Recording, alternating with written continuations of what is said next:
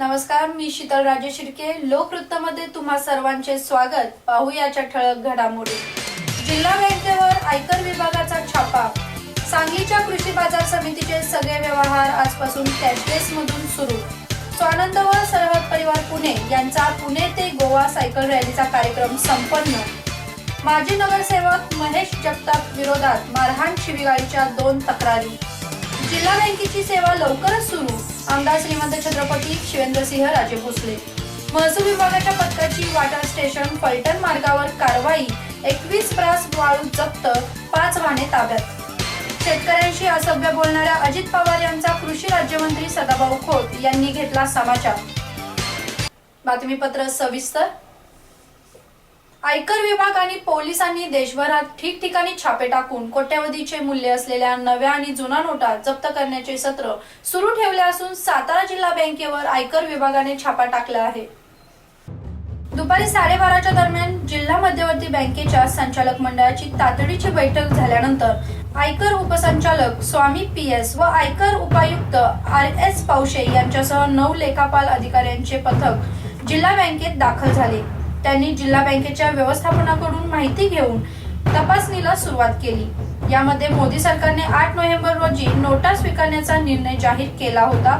नोटा स्वीकारण्याची मुदत बँकांना 5 दिवस मिळाली. त्यानंतर जिल्हा बँकेच्या व्यवहारावर निर्बंध घालण्यात आले होते. या 5 दिवसात सातारा जिल्हा बँकेने जुन्या नोटांच्या किती रकमा स्वीकारल्या याची तपशिलावर माहिती पहिल्या सत्रात घेण्यात आली. यानंतर KYC प्रक्रियेची माहिती घेण्यात आली. जिल्हा बँकेने या दरम्यान सर्व शाखांचे कामकाज सुरळीत चालू राहण्यासाठी रिझर्व्ह बँकेकडून प्राप्त झालेले 165 कोटी रुपयांचे वितरण केले होते. याही व्यवहाराची उपायुक्त पावशे यांनी माहिती घेतली. रात्री 7च्या सुमारानंतर पथकाने 4थ्या मजल्यावरील लॉकरकडे मोर्चा वळवला. उशिरापर्यंत लॉकर ही तपासून पाहण्याची प्रक्रिया सुरू असल्याची माहिती समोर येत होती. या संदर्भात ना बँकेच्या कर्मचाऱ्यांनी ना आयकर विभागाच्या अधिकाऱ्यांनी कोणतीच माहिती दिली नाही. त्यामुळे लॉकर मध्ये दडले काय हा प्रश्न गुलदस्त्यातच राहिला. या संपूर्ण प्रक्रियेसंदर्भात प्रचंड गोपनीयता बाळगण्यात आली होती. संचालक मंडळासह बँकेच्या सर्व अधिकारी व कर्मचाऱ्यांना रात्री उशिरापर्यंत थांबून ठेवण्यात आले होते. या तपासाच्या निमित्ताने जिल्हा बँकेवर छापा पडून लॉकर सील करण्याच्या अफवांचा बाजार साताऱ्यात गरम झाला होता. त्यामुळे जिल्हा बँकेचे दूरध्वनी सातत्याने खणखणत होते. नक्की काय घडले याचा अंदाज राजकीय वर्तुळातून घेतला जात होता. या संदर्भात जिल्हा बँकेचे मुख्य कार्यकारी अधिकारी राजेंद्र सरकाळे यांच्याकडून माहिती घेतली असता त्यांनी बँकेवर छापा पडल्याचा स्पष्टपणे इन्कार केला. संपूर्ण माहिती घेऊनच तर्क लावा असे सरकाळे यांनी थेट सुनावले. ही रिझर्व्ह बँकेच्या सूचनेनुसार आयकर विभागाने नोटीस देऊन केलेली रुटीन तपासणी आहे.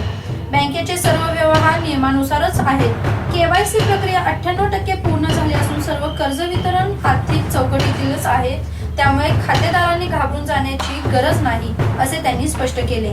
देशातील काळ्या पैशाला आळा घालण्यासाठी पंतप्रधान नरेंद्र मोदी यांनी 8 नोव्हेंबर रोजी 500 व 1000च्या नोटा चलनातून बंद केल्याची घोषणा केली. या निर्णयानंतर नोटा स्वीकारण्याचे अधिकार जिल्हा बँकांना मिळाले होते. मात्र जिल्हा बँकेमध्ये नोटा भरण्याच्या प्रमाणात लक्षणीय वाढ होत आहे असे निदर्शनास आल्याने केंद्र सरकारने जिल्हा बँकांना नोटा स्वीकारण्यास मज्जाव केला. त्यानंतर होत असलेली ही तपासणी चर्चेचा विषय झाली आहे.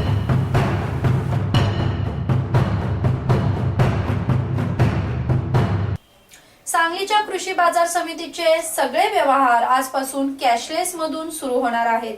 याचे उद्घाटन सांगलीचे जिल्हाधिकारी शेखर गायकवाड यांच्या हस्ते करण्यात आले. पंतप्रधान नरेंद्र मोदी यांनी 500 आणि 1000च्या नोटा चलनातून बाद केल्यानंतर त्याचा फटका आर्थिक व्यवहारावर पडला. सांगलीच्या कृषी उत्पन्न बाजार समितीवर त्याचा मोठा परिणाम झाला होता. व्यापाऱ्याकडे पैसे नसल्याने माल खरेदी करता येईना. त्यामुळे शेतकऱ्यांचा माल पडून राहत असल्याने शेतकऱ्यांचेही मोठ्या प्रमाणात नुकसान होत होते. महाराष्ट्रात हळदी आणि बेदाण्यासाठी प्रसिद्ध असलेली बाजारपेठ म्हणजे सांगली कृषी बाजार समिती. तेथे परराज्यातून मोठ्या प्रमाणात शेतकऱ्यांचा माल विक्रीसाठी येतो. पण गेल्या काही दिवसांपासून नोटाबंदीमुळे येथील उलाढाल ठप्प झाली होती. प्रशासनाने सगळे व्यवहार कॅशलेस करावेत असे आवाहन केले होते. आज सांगली कृषी बाजार समिती कॅशलेस करण्यात आले आहे. याचे उद्घाटन सांगलीचे जिल्हाधिकारी शेखर गायकवाड यांच्या हस्ते करण्यात आले. दिनांक 21 ते 27 डिसेंबर या दरम्यान स्वानंदने पुणे ते गोवा या सायकल रॅलीचे आयोजन केले होते। त्या सायकल रॅलीत 24 सायकल स्वार सहभागी झाले असून हा कार्यक्रम सर्वांच्या सहकार्याने चांगल्या रीतीने संपन्न झाला। गुरु गोविंद सिंग यांची 350वी जयंतीच्या निमित्ताने व समाजामध्ये सायकल चालवण्याबाबत जागृती करण्यासाठी स्वानंद व सरहद परिवार यांनी पुणे ते गोवा 500 किलोमीटरच्या या सायकल रॅलीचे आयोजन केले होते। या दरम्यान देश आणि भाषा अनेक अशा संदेशही त्यांनी दिला। या दरम्यान देश एक आणि भाषा अनेक असा संदेश देखील त्यांनी दिला। देश उच्च रक्तदाब, मधुमेह या विकारांनी ग्रासलेला आहे, त्यावर सायकल चालवणे, धावणे आणि नियमित व्यायाम करणे हा उपाय आहे। त्याबाबत जनजागृती करण्यासाठी ही रॅली आयोजित केली आहे। यापूर्वी स्वानंदने पुणे ते कन्याकुमारी ते श्रीनगर अशी रॅली देखील आयोजित केली होती। 17 ते 64 या वयोगटातील पुरुष आणि महिला या सहभागी झाल्या होत्या। या रॅलीसाठी गेल्या 3 महिन्यांपासून सराव सुरू होता। रॅली दरम्यान सातारा, कोल्हापूर, अंबोली येथे 3 मुक्काम झाले। दिनांक 21 रोजी सायंकाळी 4:45 वाजता हॉटेल महेंद्र एक्झिक्युटिव्ह खेड सातारा येथे रोटरी क्लब सातारा कॅम्प व जैन सोशल ग्रुप सातारा व सायकल क्रांती सातारा तर्फे यांचे स्वागत करण्यात आले। तसेच या सायकल रॅलीत सहभागी झालेल्या सर्वांना शुभेच्छा देण्याकरिता मोठ्या संख्येने लोक तिथे एकत्रित आले होते। नगर विकास आघाडीचे पराभूत उमेदवार माजी नगरसेवक महेश नानासाहेब जगताप यांनी जुना आरटीओ चौकात दोघांना शिवीगाळ करत जीवे मारण्याची धमकी दिली। या प्रकरणी त्यांच्या विरोधात 2 तक्रारी नोंदवण्यात आल्या आहेत। याबाबत शाहूपुरी पोलीस ठाण्यातून मिळालेली माहिती अशी, नुकत्याच झालेल्या सातारा नगरपालिकेच्या निवडणुकीत नगर विकास आघाडीकडून महेश जगताप हे रिंगणात होते। त्यांच्या विरोधात भाजपच्या वतीने प्रदीप मोरे हे निवडणूक लढवत होते। या निवडणुकीत जगताप यांचा पराभव झाला होता। दुपारी 4च्या सुमारास महेश जगताप हे मोरे यांच्या घरासमोर आले। जगताप यांनी त्या ठिकाणी असणाऱ्या मोरे यांना शिवीगाळ करत मारण्यासाठी हातात दगड घेतला। जगताप यांनी मारण्यासाठी हातात दगड घेतल्याचे पाहून मोरे यांनी घराकडे पळ काढला। त्यामुळे चिडलेल्या जगताप यांनी पळणाऱ्या मोरे यांच्या दिशेने दगड फेकला, तो त्यांनी चुकवला। यानंतर मोरे यांच्या दुकानाचा बोर्ड पाहून शिवीगाळ दमदाटी करत जगताप हे त्या ठिकाणाहून निघून गेले। याची तक्रार मोरे यांनी शाहूपुरी पोलीस ठाण्यात नोंदवली आहे।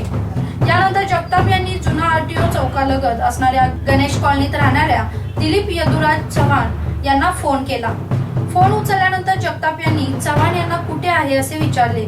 चव्हाण घरी असल्याचे समजल्यानंतर जगताप हे घराजवळ आले। जगताप यांनी त्यांना शिवीगाळ व दमदाटी केली। याची तक्रार चव्हाण यांनी शाहूपुरी पोलीस ठाण्यात नोंदवली आहे। या तक्रारींचा तपास हवालदार गवारी हे करीत आहेत।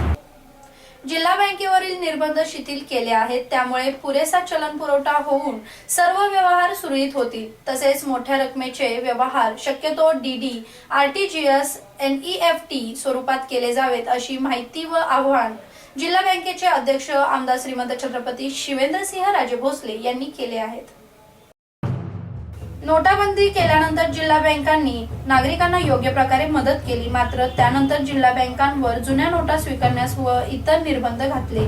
रोख रक्कम काढण्याच्या व्यवहारावर मोठी बंधने घातली तरी सातारा जिल्हा बँकेने उत्कृष्ट नियोजन करून ग्राहकांना रोख रकमेचा पुरवठा केला। त्यात काही प्रमाणात यश मिळाले। माजी केंद्रीय मंत्री शरद पवार, बँकेचे संचालक रामराजे नाईक निंबाळकर यांनी प्रयत्न केले, त्यामुळे ठेवीदार सामान्य शेतकऱ्यांना जिल्हा बँकेकडून योग्य सेवा मिळाली आहे। रिझर्व्ह बँकेच्या निर्बंधामुळे होत असलेली शेतकरी व सामान्य ग्राहकांची अडचण बँकेचे मुख्य कार्यकारी अधिकारी डॉक्टर राजेंद्र सरकाळे यांनी दिल्लीत रिझर्व्ह बँक अधिकारी, नाबार्ड व केंद्र अर्थ विभागाच्या अधिकाऱ्यांची भेट घेऊन चलन तुटवड्याची शक्यता व येणाऱ्या अडचणी मांडल्या। त्यात माजी अर्थमंत्री पी चिदंबरम यांनी सहकार्य केले। रिझर्व्ह बँकेच्या मार्गदर्शक सूचनांची अंमलबजावणी करून ग्राहकांना सेवा जलद मिळवण्यासाठी प्रयत्न केले। सातारा जिल्हा बँकेची विश्वासार्हता सेवा पाहून बँकेस 165 कोटी रुपये उपलब्ध करून देण्यासाठी स्टेट बँक ऑफ इंडिया मुख्य प्रबंधक प्रसाद राज्य सहकारी बँकेचे प्रशासकीय मंडळाचे अध्यक्ष डॉक्टर सुखदेव यांनी सहकार्य केले।